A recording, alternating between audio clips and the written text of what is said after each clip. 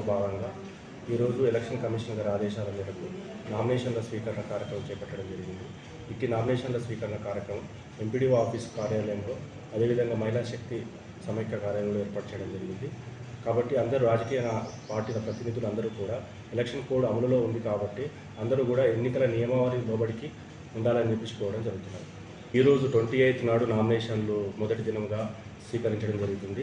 ఇట్టి నామినేషన్ల లాస్ట్ రోజు వచ్చేసి మనకు 30 వరకు మనం నామినేషన్లు స్వీకరించడం జరుగుతుంది.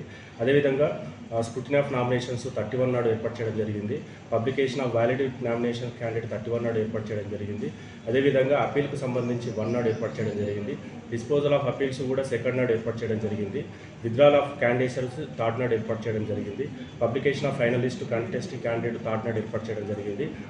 Date of publication of publication list 3rd నాడు ఏర్పాటు చేయడం జరిగింది. డేట్ ఆఫ్ పోల్ అనేది 11 నాడు ఏర్పాటు చేయడం జరిగింది. రీపోల్ అనేది 12 నాడు ఏర్పాటు చేయడం జరిగింది.